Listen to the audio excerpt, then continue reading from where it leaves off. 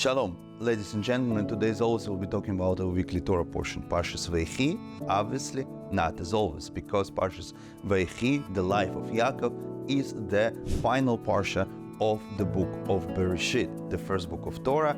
This happens 5 times a year. You all go to the synagogue, listen to the completion of the book, and all scream Chazak, Chazak, we need Chazak, and get the inspiration for our achievement of completing the whole entire book. And yes, the chapter Vayechi, it's kind of making a total of everything that happened in the book of Bereshit. But I believe the first total, the first summary of life of Yaakov is actually a sad one.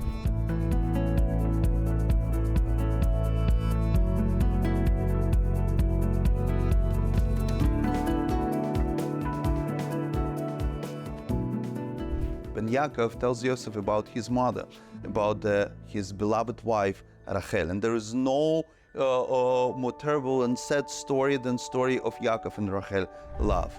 Yaakov says that your mother died on me on the road, and she's buried on the road. Today, it's a city of Bethlehem across of Ephrat. That's what Torah says, and the burial place is right there. But the whole life of Rachel is kind of self-sacrifice, full of tears, when she deprives herself of the being the only one in love with Yaakov, being his wife. No, she self-sacrificed herself to not to embarrass her sister. And then even she passes away, she is laid down to the grave on the road, and her sister is buried, Leah, together with Yaakov.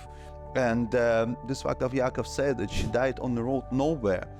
But the prophet Yirmiyahu, when he talks about Rachel and our exile to Babylon, he said that yes, Rachel is crying all the time, and she sees her children going away to the exile. But then he finished and said that your deeds will be answered and rewarded, and you will see your children coming back to their borders of land of Israel, and you will not be crying again. But there's a very unique linguistic twist in the words of the prophet Yirmiyahu. It says, "Ma'ena li'nachem Rachel," that Rachel refuses to be comforted. She wants to stay in her grief. The regular explanation is that she wants to stay in her grief because she's grieving about the children all the time.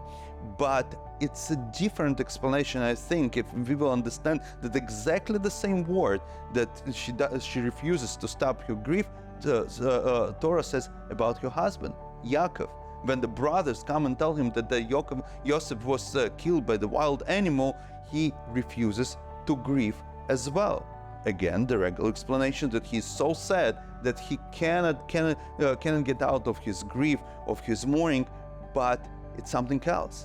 He does not believe that Yosef is dead. He does not believe that Yosef was killed, and that's why he is grieving until the moment that he meets his son, Od Yosef Chai, that Yosef is still alive.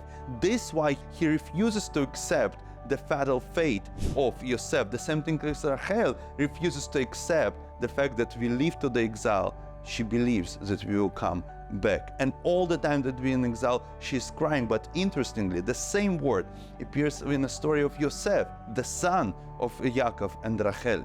When Yosef was harassed by the wife of Potiphar, he was almost agrees to her to have intimacy with her, because you understand, he's a young boy out of nowhere. He lives in Egypt.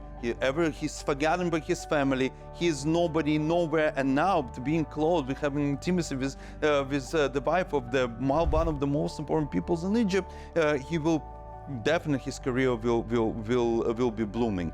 But it says in the Medrash that in the moment that Yosef already was ready to have intimacy with the wife, it says Veimaen Yosef, exactly the same word. He was kind of torn between two ends of his fate, and it says that what really decided for him, that Medrash says that he saw his father Yaakov, the vision of his father Yaakov, and say, Yosef, what are you doing?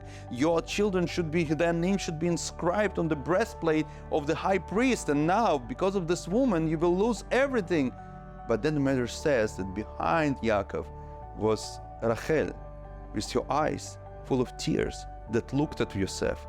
And at this moment, Yosef remembered he's a Jewish child. Even in exile, he stood strong for him being Jewish. Yes, he was thrown to jail, but then he raises to the greatness.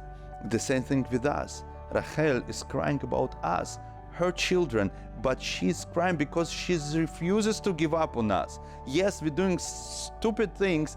We forget that we're Jewish. We go on our personal exiles, but Rachel is looking at us and reminding us who we are. She reminded her son Yosef. She reminded the Maccabees during the Hanukkah, the Mordechai and Esther during the Purim, the Jewish people to stand strong for who they are. Do you feel her gaze? Do you feel that our mother Rachel is looking at us? So please, don't make her cry again.